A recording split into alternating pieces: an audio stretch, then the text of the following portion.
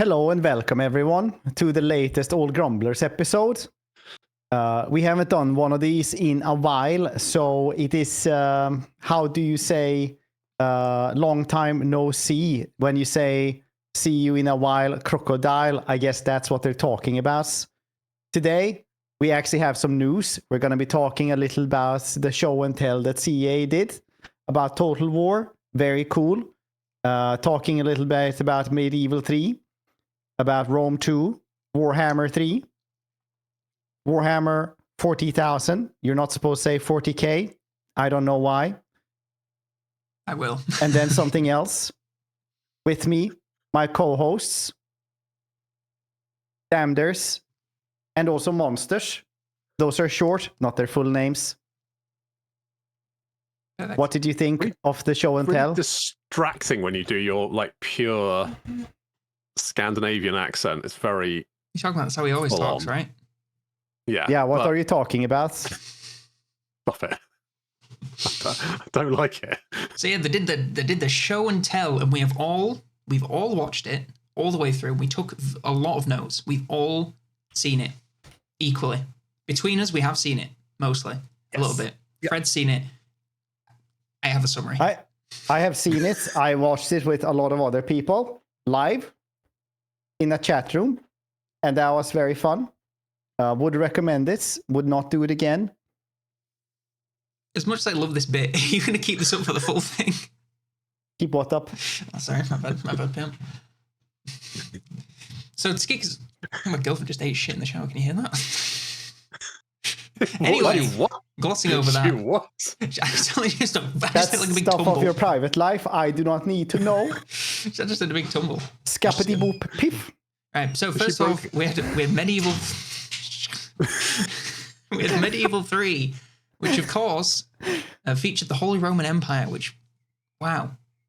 And then they were talking a little bit about how the medieval rosters would be designed to feel a bit more dynamic and interesting, influenced by your culture rather than just like, oh, you have spearmen and then you have spearmen in yellow. Yeah. So basically what we're going to try to do here is take 2 hours condensed and then just do it so that we're actually going to be talking about all of the main things. things they talked about, because it seemed to be ladders mostly in Medieval. Yeah. Yeah, it's still so early on as well that who could even know. But basically, they talked a little bit about when you're moving around the campaign map as well. You're going to have a little bit of an auxiliary system as well, so that when you're starting in upper northern Europe, you might not have the same type of units as when you would be recruiting stuff down south that you also conquered. And what you can really take out of that is that this time around, at least everybody should be able to have Milanese crossbowmen, which is, I think, the most important bit. That sounds a bit like, because I didn't watch all this bit entirely, but that sounds a bit like how they do it in Pharaoh, where you kind of have like your core faction units and then the auxiliaries based on where you are. That's how I interpret it as well. I mean, I didn't play much of Pharaoh War. Like, did you think that system was good? Was it? I feel like it just ended up everyone having the same units and everyone losing their identity a little bit, but. No, you still had your core units from what I remember, but then you also had like the auxiliary system as well. It's just like to pad it out, your main stuff. You had your faction units, and then depending on where you are on the campaign map, you could like hoover up some like native units, which was quite fun because you had some different options depending on where your armies were. Yeah, personally, I enjoy stuff like that because otherwise it's like. It gets like unimmersive because it's like, oh yeah, we would not take the local rabble around here. Yeah, they have proud fighting traditions and managed to fight us for well over a decade, but they lost.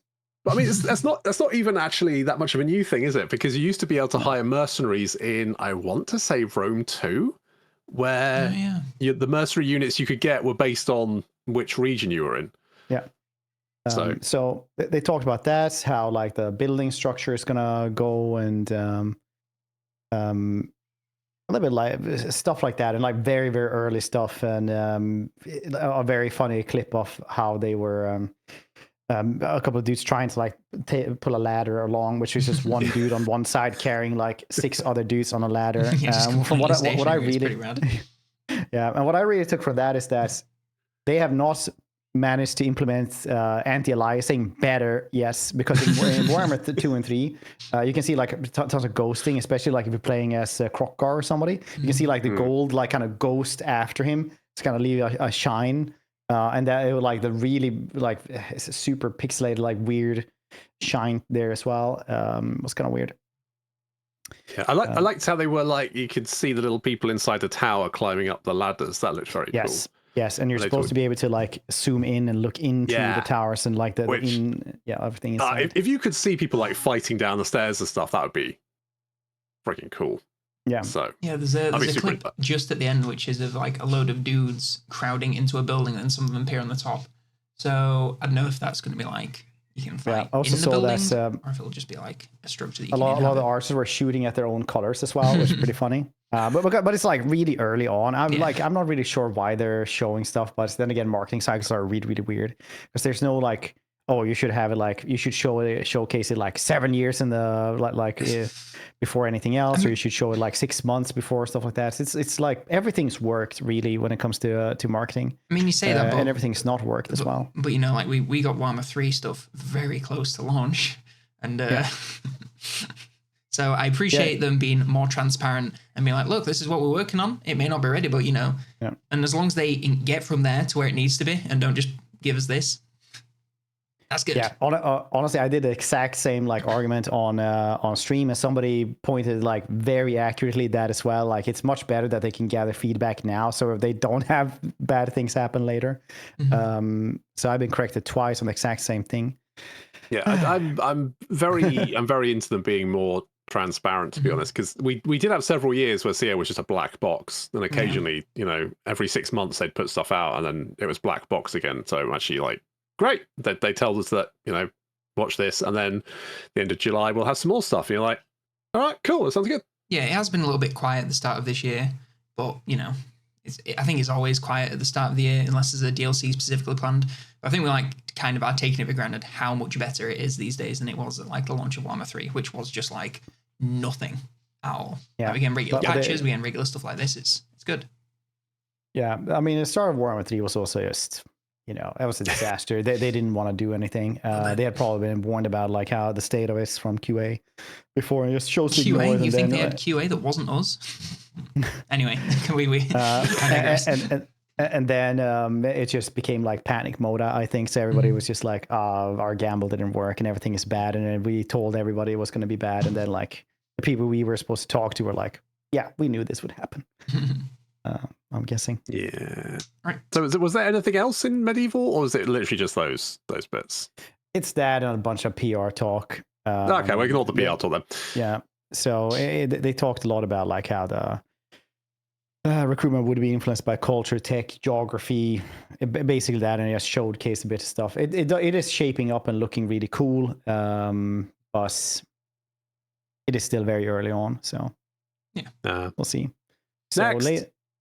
Later on, they moved on to Rome 2, which are getting updates. They have a new program, kind of like what Paradox has, Paradox has the famous custodian program, which basically is that they go back to titles, check out what needs to be done, what could be improved, quality of life changes, etc., etc. Really, really good. Everybody loves that, except for maybe like 2 people who just, you know, like nobody wants to hang out with. But screw those guys. So basically, CA are trying to guess the same thing because they need it. And it's not like new content. It's basically just fixes that are supposed to be free. And, you know, in this economy. So they're going to have the Mars updates, you know, for battle. Because I personally enjoy that somebody when it's just like, we can learn these about gods. Because, you know, Mars is the god of battle. We can have that one for that. You know, somebody being like a little cheeky and a little bit...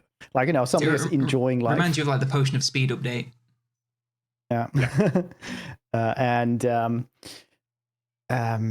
So they're changing a little bit of battles, like how armor works, because armor is like really, really weird in Rome. So they show the graph as well, but basically, like it's just a dice toss, like in Warhammer, for example, like when you have higher armor. It still effectively works, but sometimes armor just won't do anything because the dice toss will just say 0, and sometimes it like removes a lot of the damage that's done, and they're just gonna like make it better or more linear, so it's easier to understand. Yes. The Venus one will be for visuals and UI, which did look a little bit better. I mean, it does look a little bit dated, so just new lighting does a loss for anyone who really likes graphics. Because it's the prettiest, the making a game more pretty, like the gods. Yeah, I mean, like if people just have seen, people putting in RTX, like actual ray tracing into like Doom, it's like a completely different game. And I know some people are like, so as soon as you say like, hey, they're gonna make it prettier, people are gonna be like, well, I prefer gameplay instead. Like, yeah, you can have both. I don't like no. I'm looking at the before and afters, and it is a minor change, but it's just like it's just nice. It just makes it look a bit more varied. I mean, it's not gonna be like what Conan is getting, like a completely new engine and shit, but it's gonna be like slightly better. I must interject because I scrolled over to the Rome 2 part. My favorite part is a man in his fantastic teal blue suit. It's beautiful. How are you not mentioning this? Yeah, Jack. Yeah, Jack has the shoes were also like astounding, very good. Yes, man. Yeah, I hope that man is always immaculately turned out though. Somebody, I know somebody at CA's job is like gathering feedback and has to watch this. He has to he has to like put in like those shoes are so good, like those really good looking shoes, honestly, like that. Imagine if some upper class shoes. One of these. Everyone in like a really brightly colored everyone's in teal suits. It's the exact same one. That's the goal. And then last one, they're gonna have the Jupiter update, which is gonna be the campaign gameplay and stuff like that. Yeah, it looks like they're kind of simplifying the building structure, but also like giving you a lot more options of where you want to go with certain things, which that's one of the things I really liked about the limited time that I played with 3K, just like being able to build a building a certain way to like really specialize it. I love that about Three Kingdoms, where it's like, this is traditional fishing village. Guess what you can build here? And they're like, I'm going to convert this into like an administration office. Like, no, it's fishing. Mm-hmm. Here are the different tiers of fishing you can put into it. Would you like to have the largest? Somewhere in between. Largest, you are poor. Waits. And then that's it. That's like the entire thing. Limitations are a tricky thing to nail, but in like overall, normally a good thing.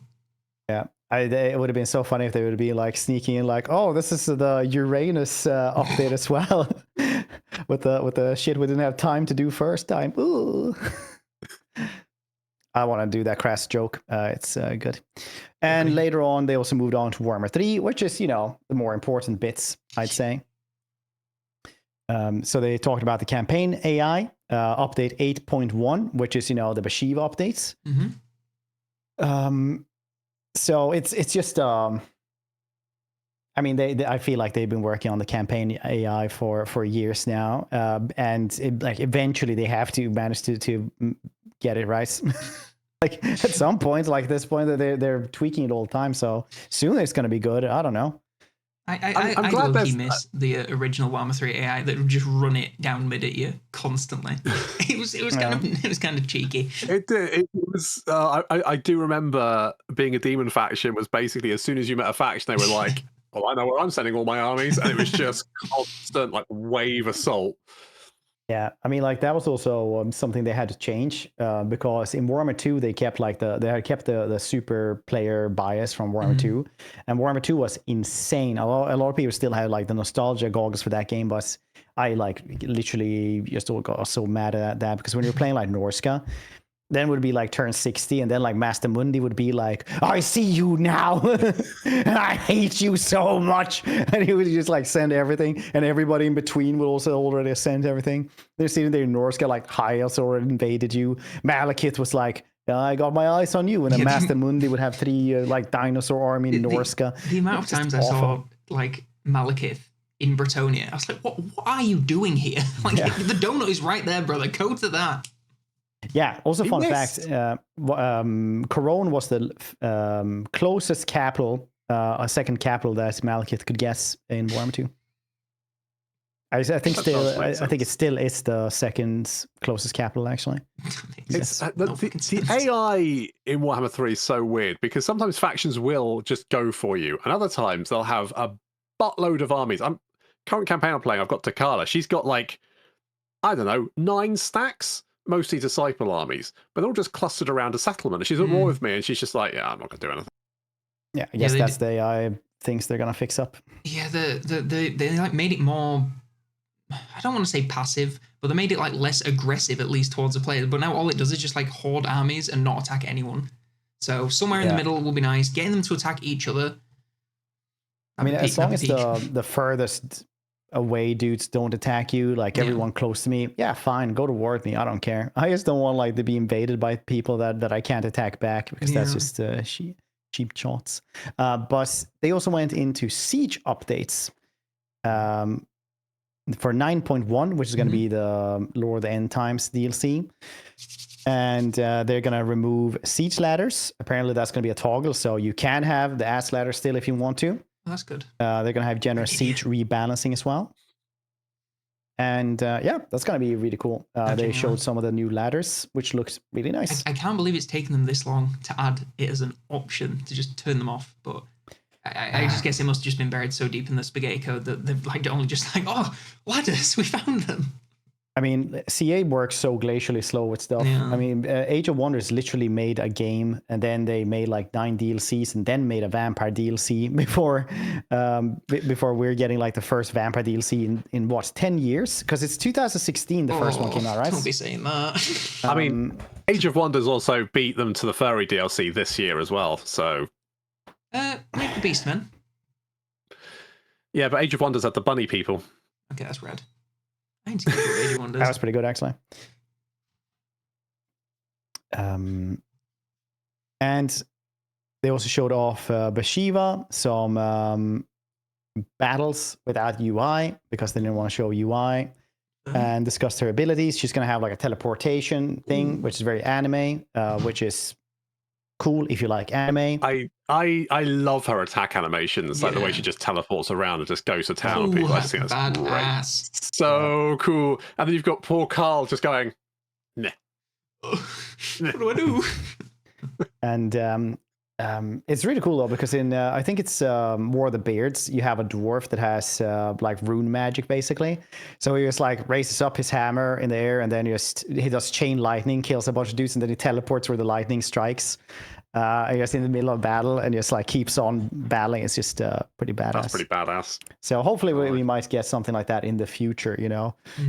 I always think about that meme, you know, like that was on the Total War Reddit there for a bit, where people are sitting there, oh, Total War Warhammer 3, all they have to do is just print DLC and we'll buy it. And then like the dude from Interstellar sitting there behind the bookshelf, like yelling and screaming and crying.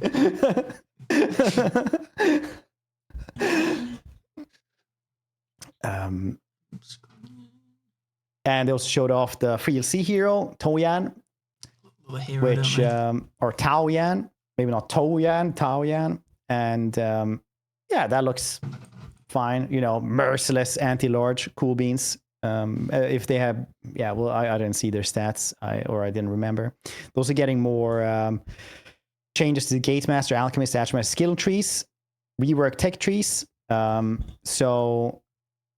Like every single time we get early access to any of these, I always say like more skills. It just needs more skills for literally everything. So I'm very happy that they're probably more people said that as well.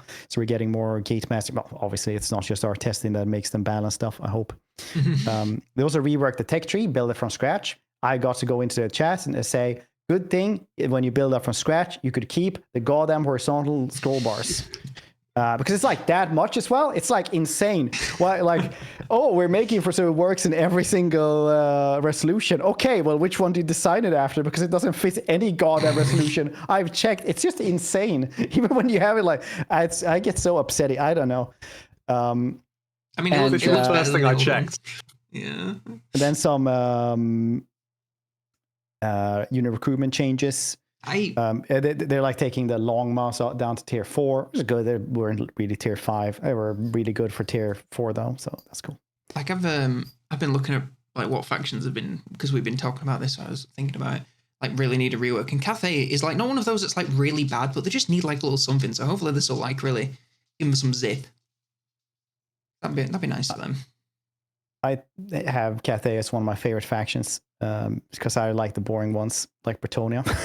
That's so sad. I did hear that they've actually made the hot air balloon not complete garbage, or they're trying to anyway. Yes, they changed that one, and they're also giving who was this? Was it the Alchemist? The Alchemist, I think. That as a mounts. Because right now it's like it has this niche purposes, which is kind of like it has unlimited ammo, which is cool. So if you have it like up there, they're just gonna like keep on shooting with the rifles. Or no, wait, is that the Sky Junk? Maybe I think of. Yeah, the Sky Junk has limited because it's the. If rocket. I had unlimited ammo, but it was just bags, like bean bags, and I could just lob them at people in the street, like, yes, it would be irritating, but I wouldn't cause many casualties, which is basically the same problem those fucking balloons have, is that they're basically worthless. No, they would actually kill stuff eventually, because it's just so funny. No, eventually I'll get arrested. In the first trailer, you can see like they have bolt action guns, which is just crazy, and also makes sense because literally they've had guns for like guns for like 3,000 years closely. So obviously they should have like pretty advanced weaponry at this point. But magic always offsets like technological development, I guess, like many other things. So, yes, Cathay changes, good. Excited to see. Yes, they also teased for some rumor engine-esque teases for other units. And also Boris got revealed with footage. Fucking go! Tutagen Guard and Night Panthers. So those looked really cool. Boris is really cool. It's gonna have like double VO as well. So it's gonna have like Tom from Angry Gamers, right? Is what they're called. It's me, Toddy. Angry Tom. So that's really cool. That's really cool. I can't believe it's taken them this long to add Boris officially. And it does feel like a long time. He's been in since ever. And they also have like some teases about some other dude, which I'm gonna like. I don't know, but it did look like the stuff for R. Ulrich, which is basically the Tutagen guards are the guards of R. Ulrich. R. Ulrich is basically the high priest of Ulrich, or like the avatar of Ulrich almost, I think. He's really cool. I just want my Knights of the White Wolf. When I had an Empire army, I had a regiment, or a little cavalry regiment of Knights of the White Wolf, and I fucking love those guys. And I've been waiting for them forever. Did you know it's taken this friggin' long? Did you know that they actually added those into Bannerlord All Realms now? White of the White Wolf has a career, so you can have that be this. You can also be Ulrich priest. Warrior priest. Can you play greenskins now? Yep. Sweet. Anyway, we're going to talk about that plenty after all this, I guarantee you. So after that, they went into Warhammer 40k, where they showed off basically how the plan's going to look. And it looks really cool. It was a really, really long segment in regards to how they said, like, we want to implement everything from the title. Like, it is a Total War game. It is a Warhammer game. It's a 40k game. 40,000, come on, friend. Yes, can't take the K, no. And it just looks great. All the maps look great. I mean, like they're talking about how you're supposed to be able to destroy all the terrain, how you maybe collapse buildings on people, things like that. It wasn't much. It was just showing. I have a question, because they were talking about how big the battle maps were. Mm-hmm. Were they saying like this entire thing is what you'll be fighting on, or do they mean they cut it up like they do with the Warhammer maps? They said that you're going to have layers to it as well. Like in the big open battles, you're going to have like big open battles, and then you're going to have like more and more down into the hives, basically. Because I wasn't, because if you like in some of the Warhammer maps, if you like look over the edge of a cliff or something, you can see like another like battle map down the bottom there. You go like, oh yeah, I remember fighting on that one.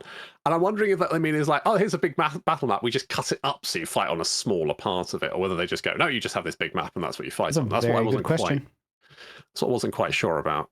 I mean, it's neat in all having like big maps, and I think for 40k it definitely makes sense, because I get the feeling that mobility will be a lot more prevalent. So that's good. I just would worry about a big map feeling too big and too empty if you don't have enough units. But obviously we don't know enough about the game to make it easy to much like that. I mean, they could be prepping for the Titan DLC, which I presume will be coming. Mm-hmm. Indeed. Together with the Mantis. That's all I want. That's just one Titan. I don't care. Just give me Titans. This map is very pretty though, even like in its jank Yeah, state. it was a wasteland It's gorgeous. biome they showed off, I think. It's so pretty. I like the idea when they said, "Oh, you could have like a hive city planet, but it's ice as well." I was like, "Oh, that sounds fucking awesome! Like that sounds so cool." To live in? No. To play in? No, that sounds awful. Sounds awful. Like fascist hellscape? No, thank you. But And it's cold. Fuck. It's like living in Scotland, isn't it? Good one. It's colder here. Yeah, this stuff looks. I mean, it looks great. It looks beautiful. Obviously, like you don't know how a map's going to be until you're playing it. Like all the Warhammer 3 maps look good, but you know, you just like I'm seeing this settlement and I'm being like, well, there's a lot of corridors there. But if you can destroy buildings and stuff, then that's a lot better. I'll preface that with the Warhammer 3 maps look good outside the bit you can play in, because often a lot of the really good stuff is like you can look at it and go, "Oh, that looks nice." I was more talking about the settlements, plane. like you know the Great Bastions and stuff. Like the Cathay settlements look so good, but then you play on like this much of them, even with like a full stack. Yeah. But no, great stuff. Do we have like any information on like an estimate of when Warhammer 40,000 is coming, or are we just like, yeah, it'd be, you know? Yeah. They weren't sure whether it was going to be Medieval 3 or 40k coming out first, aren't they? Which means that a while. Yeah. I mean, yeah, let them cook. Obviously, it has to be 40k though. Like they're showing such bare bones alpha stuff for medieval. Like I can't imagine like medieval is going to be, you know, earlier than in 5 years. Basically, is what I think. If I had to guess. Yeah, I would guess 5 years. I think we probably did these predictions before. I know, but it's sad. I'd probably guess 40k in probably the year after next, so like 28. Yeah, I'd reckon 28. That's horrifying to think about. Horrifying. I think like terrifying. Well, I would say next year, but maybe you're right, because like they're moving so slow. I was like, oh, but Shiva, that can't be too much to make. It's like one campaign together with, you know, it's been like 5 months since the last DLC, isn't it? So, I mean, I don't know. Still twice as fast as last time, though, isn't it? Yeah, but we only get one Lord instead of 3. Yeah, but then we do get end times, which should be juicy. So that's like what, 25% slower or something. Yeah. So will we get the end times first, or will we get 40k first? Who knows? It's fucking hope it's the end times. Yeah, end times should be this summer. They've said, right? Which technically is until the 31st of September. Well, that is true.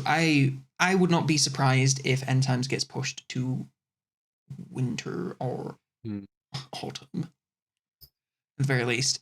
January, because we just haven't heard anything. Like we've got this Bavisha thing today, obviously, which is neat. We did get Boris for. I'm all for giant cat girls. Don't get me wrong. Yeah, I mean, who isn't? But yeah, we're very excited about all this, and then the community inbox. Was there anything in that thread, or was that just kind of like, that's like the director of Total War was a super cool title. But it was like PR talk and like normal management things, like fair enough. Biggest hurdles for people getting into Total War, and like that they were bad at tutorials. It's supposed to be like easy to pick up and hard to master, and they're having a hard time making it easy to pick up. So they want to make it more palatable for people. I had to go to bathroom. I didn't see the last one, which was actually very interesting. Like long-standing complaint that Total War is more fun in the early game to late game, or the plans to tackle that, than like how they're trying to tackle AI and things like that. It's honestly, you should probably like if you're really into those things, you should probably listen to him. But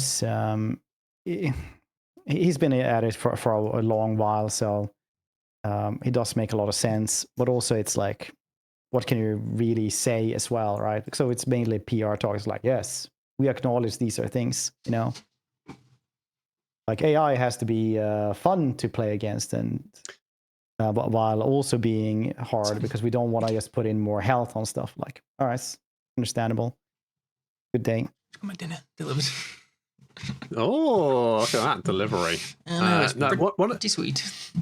One of the things I thought was interesting, and I agreed with was when they were talking about like ghosts, like ethereal units moving through walls, and they're going, that sounds really cool, but we also have to think like, would that actually be fun to play against?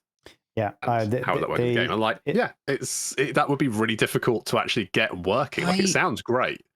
Yeah, they work it really well with the fantasy versus the experience. Yeah, because if you've got units fighting on top of the wall and then ghosts coming through the bottom, how does that work? And what happens if that gets confused? And it's basically like a whole load of like just going, that sounds. What really happens if they die inside the wall? I think that'd be cool, but I think if you were playing multiplayer, it'd be shit. So I just think we just need a split patch. Like, just make it a single player exclusive thing. I don't know how they would do that, or how they would, like, tackle the issues that you guys are talking about. But I'm up for cool ideas like that. I love a gimmick unit.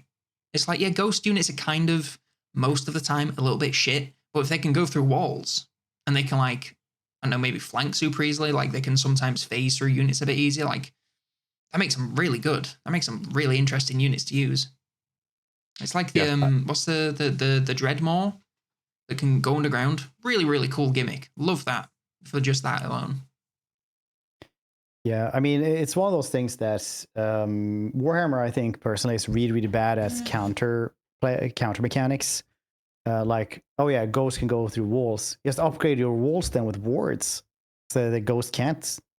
Well, I remember when Warhammer Tabletop brought out their fortifications thing, and I'm fairly sure there was something in there basically saying, yeah, ghosts can't go through walls because like everyone in the Warhammer world knows fucking ghosts exist, and so they put wards on them to make sure they can't go through walls, which is like, that just kind of makes sense to me, to be honest.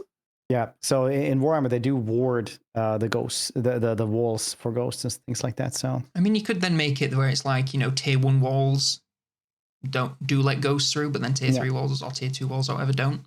But then again, that's just more layers on top of layers of complicated shit. Yeah, but then can you also do like agents can sabotage the wards?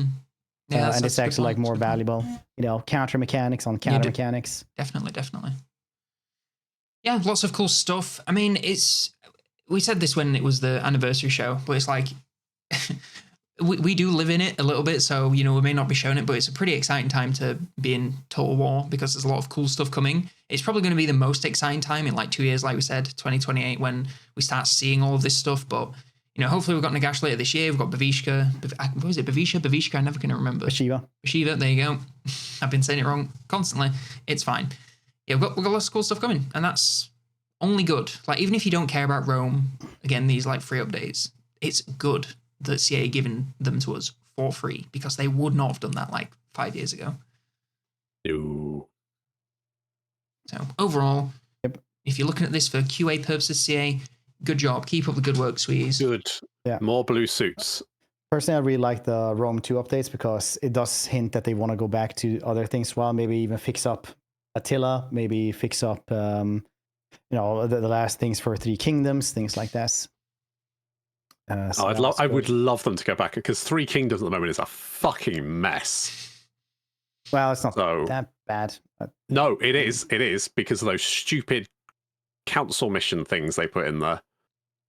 Because towards the end of the game, you just end up with every single one of your armies being debuffed to fucking shit. Because but that's also South schemes that like goes on with those. Yeah, but it's mostly you get less supplies one, but they keep staring it on you. So towards the end of the campaign, all of your armies have got they've got minus 50 supplies for like 300 fucking turns because it stacks. Yeah. I did like that somebody asked, will you upgrade this from 32-bit engine to 64? And they were like almost shocked, like, what? No, like we're not planning on doing that, because that's like a really, really big and humongous change. That's literally like Bethesda just sold Skyrim again when they upgraded it to 64 bits. They was like, yeah, now it's remastered. The only thing that has changed is literally that it's 64 bits, and we even put in the unofficial patch. No, they didn't even do that at the start. You had to put it in yourself. It was like literally the same game with 64 bits, but you had to pay for it. Classic Bethesda. Yeah. I saw a great conspiracy theory, or low stakes conspiracy theory. I think there was like a couple that called their child Dovahkiin, and then Bethesda was like, "Oh, we'll give you free Elder Scrolls games for life." And then since then have just re-released Skyrim in various forms. Which is very nice. I believe that. So if you wonder why we're not getting Elder Scrolls 6, it's because there's a child out there called Dovahkiin. Blame the child. All right, anything else to add, gamers? No? Oh, wow, no. A loss for words. How rare is that? Yep. Nope. Do we want to do what we've been playing, or are we going to just keep this one concise? Nope, that's we're definitely gonna do what we've been playing. We haven't done one of these in a while, so we've done this pretty quickly. Oh, here we go. You start talking meme monsters, going to get on with what we need to do for the rest of the day. God damn it. Okay, Pick let's your just highlights, Fred. God damn. Like top three. Yeah. Top three. Played a bunch of Bannerlord Old Realms, the Warhammer mod. It is so goddamn good. They added dwarves and orcs, and the quests you get are shit. And I've told the developers that as well. Like they are, you could like put the goals down to half, and it would still be too much. Long time. But it's really cool. It's good though. The quests are shit in the normal game, so I mean, it doesn't really. Yeah, but it's like you have to go and like raid, 25 shrines, and you have to wait like 5 days between shrine and stuff like that. It just gets like really, and like the brawls, you have to do like 75 off or something, and that can only be every 7 days and stuff like that. And then you have to like go fight the town, and it just gets like really wonky and weird. Yeah, I mean, like they're probably gonna fix that eventually. But anyway, it's just really cool being like a little rune lord or anything like, or a vampire againer or anything. So definitely go check that out. If you have Bannerlord, like go and download that mod. Just do it. Xenonauts 2, I completed that on stream as well. I know Monsters like that one. He does. I friggin' love Xenonauts 2. I think it's so good. I really enjoyed it. Here's a question. What did you think of the aliens' plan to take over the Earth? Man, do you think I actually pay attention to stupid Xeno scum, what they want to do? So they build basically a giant orbital laser. Yeah. Right? And then they're like, we're basically gonna destroy one of your cities every 2 weeks. Yeah. Which I was like, is that it? I was like, fucking hell, mate, that's a bit shit. We managed that probably half the time. I reckon we probably managed to wipe out one of our own cities every fucking week, and you managed to do it every 2 weeks. You're garbage. So it just felt from then on, the aliens were kind of like, holy shit, we've massively underestimated how psychotic these assholes are. It got to the point where they're like, okay, we're basically building battleships, and we're sending them by eating our own star to do it. And then I was like, well, I've got these 3 fucking things I just built because I felt like it, and they're going to take out each of your battleships easily. You're basically pinatas at this point. Give me all your shit. Towards the end, it wasn't so much a war as I was just dunking on them for funsies. Yeah, I did beam about that quite a lot as well. Like when you had a little robot, like little tank tracks, and like a cannon that has that kind of barrel, and it's just like. And they just blast a hole in the aliens, like it just like becomes a little red mist. And just imagine being the aliens being like, I'm gonna take over the Earth, and they're like, dang, those humans got hands. It's like, do you know what they do? They have like these... that shit. I got my ass beat. and then just go like, yeah, do you know, like we're fighting them, and they have just these chemical weapons. Yeah, they just like sling metal at you with like chemical reaction. It smells like shit every single time, and they build like this little shits like on little tracks that they just roll around, and it just fires a chemical like bullet like that big. It's just annihilated. Looks like it's just straight up. It's like, I don't know what to do with this. It drove through a wall and just like shot him in the chest, point blank. The final mission, I had my guys kind of lined up in their like underground base, and we systematically just annihilated their entire base, just like creating like basically just wiping out all of the buildings between us and the enemy, who was then sort of like he was just cowering behind a bench, which eventually exploded. Yeah, when you have like grenade thrower with him with you, and you're like, cover, pump, pump. Really? Yeah. I loved that game. But the alien plan did feel a bit. I don't know if that was intentional, whether it was like basically the aliens have bitten off so much more than they realized that they. It was very much the all humans are space orcs kind of ending, as we just absolutely annihilated them. But that was quite satisfying. So. Yeah, the early to mid game is definitely not like that. Going out and just annihilating everything, because it's really like I remember one of the like mid missions like that. I just take my dude out from the transporter, and he goes like 3 tiles, and then he just insta kills, insta killed by somebody, and you're like, huh? It's just like there was nothing I could have done against that. What is it called? The wraiths, the shitty little those fuckers would just be like, my guys would be hiding behind a 15-meter thick layer of concrete. These guys would just be like, I'm going to shoot you from across the map right in the head. Oh, are you dead? That's unfortunate. Or that's a big like the big eye tank comes around and it goes like plasma bolts, like and you see like 3 people just like red mist. Yeah, it's not even a body to go to take home. It's like yeah. Does that count as a casualty? Probably not. There's no body, so. Maybe he went to Spain. Was she third, Fred? I did try the Expanse Osiris Reborn playtest, which is pretty cool. That did look good, actually. I do like the Expanse. It was literally just Mass Effect, but like new, better quality, quality of life stuff. Obviously, like I'm not saying it's better than Mass Effect, but like the gameplay from if you would have like one mission didn't know anything about Mass Effect, like this one would be better as just one mission if you didn't know anything about Expanse or Mass Effect. Cool. Very nice. So that was pretty cool. And then 16 million other games that I play that I'm not allowed to talk about because I'm being censored. Correct. As per usual. Correct. Monsters, what have you been playing? What were your top 3? Okay, well, I've got 2 because one of them was Xenonauts 2. That's what I enjoyed. But I also played the Heroes of Might and Magic. What was it called? Elden Era, which is it's Heroes of Might and Magic with better graphics. Yeah, it's good. It's fine. That's pretty good.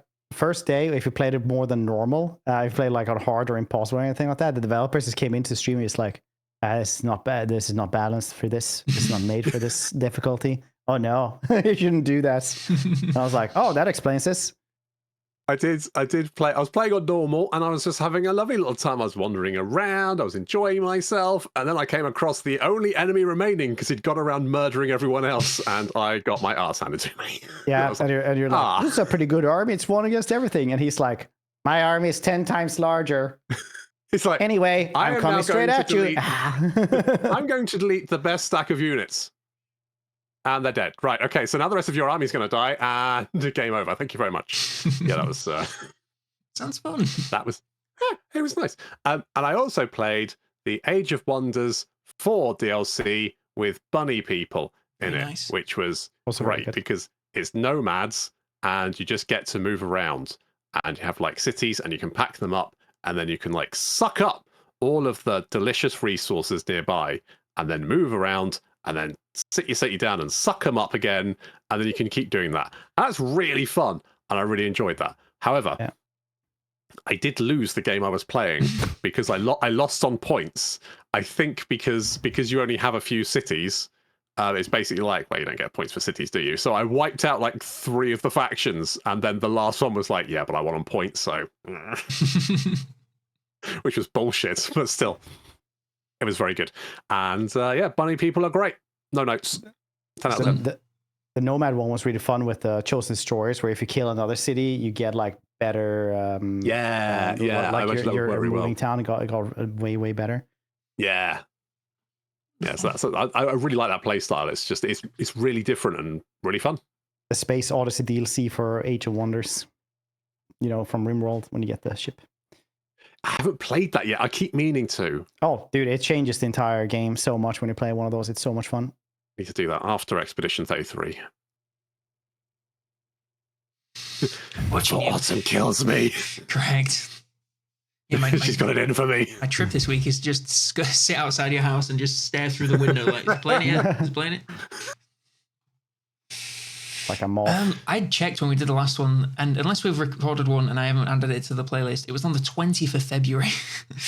So so I've been checking my Steam for my top 3, and in date order, so the oldest first, Resident Evil 9, which was pretty fun. The starting section of that in the Asylum, technically spoilers, I guess, is probably a 10 out of 10. The rest of the game is like a 7, so it evens out to like an 8. I don't get the people that give that game like a 9 or a 10. It drops off considerably when you leave and get to the second area. I really like the Leon stuff better because I can't get scared, so it's like the action more. Oh, fair enough. But like, I just felt like the Leon stuff in the second area was just, apart from the first boss, which was sick, loved that.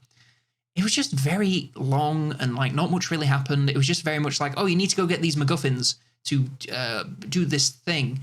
I was like, what do I have to?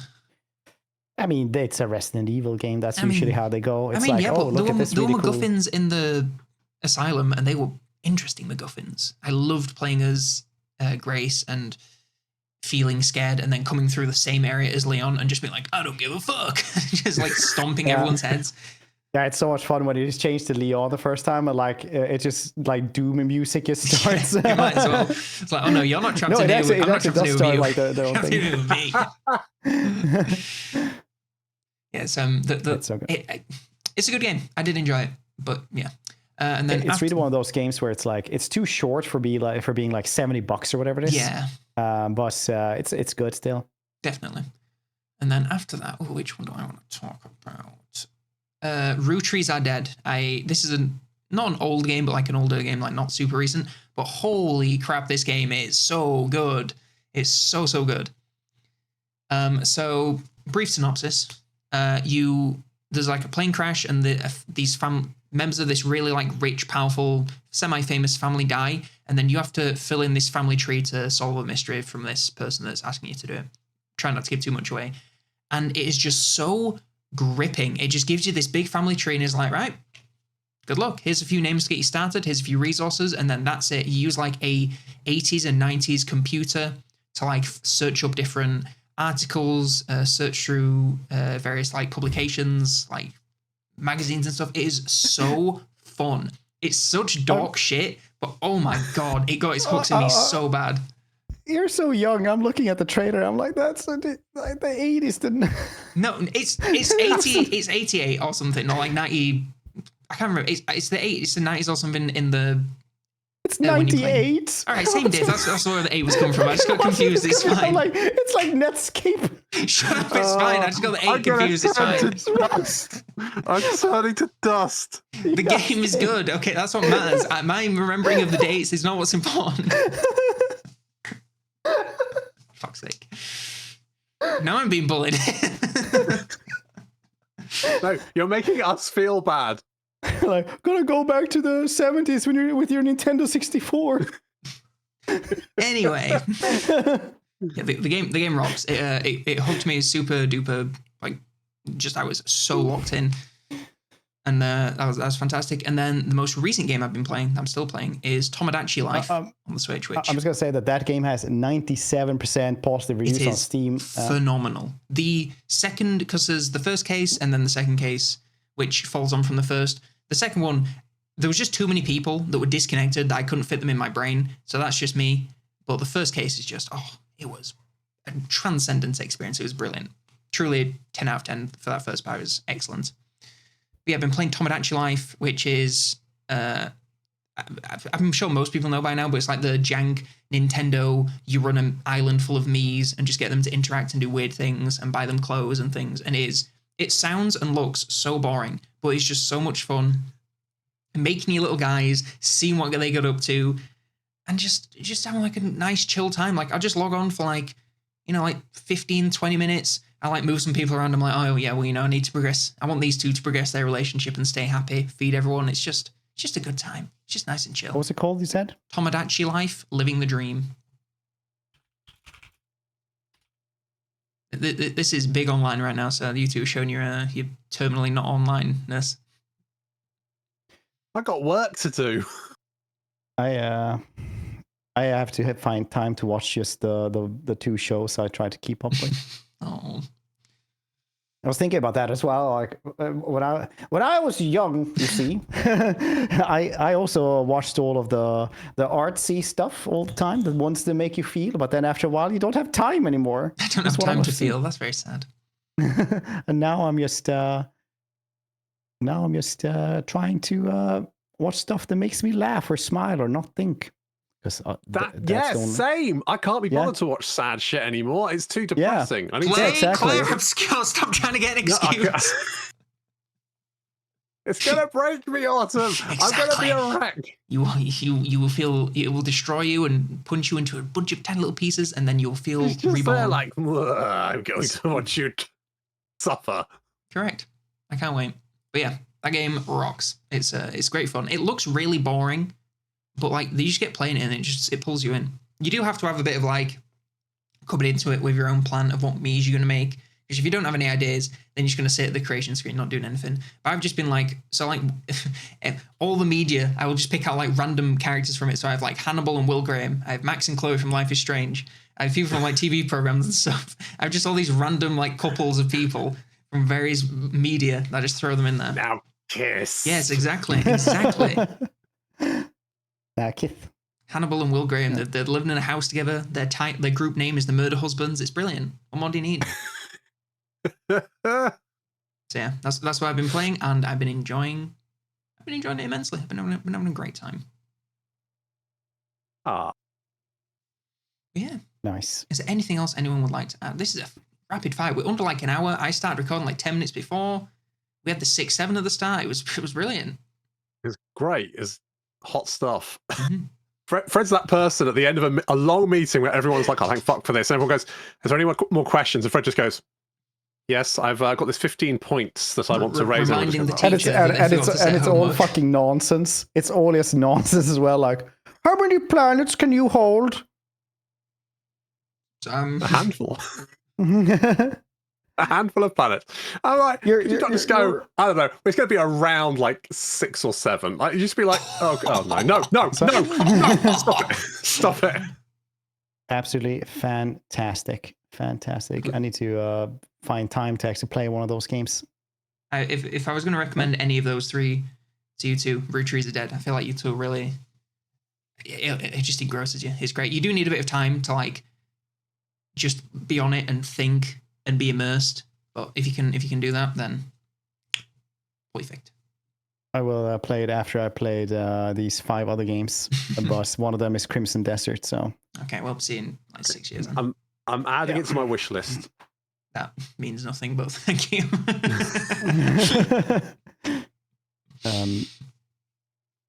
And there was a really cool. I almost bought like a game soundtrack the other day because they have like the key harp. I don't know if any of you two know what a Swedish key harp is, but it's an instrument that sounds incredibly cool. And what about Classmates back in the day when the kilometers were longer and there were no downhill wasn't invented yet? He used to play us like during like between class stuff like that on the days he had it with him for like when he was going to go practice it later on after school. And it's just a wonderful instrument, which I highly recommend to anyone to listen to or play. I don't know.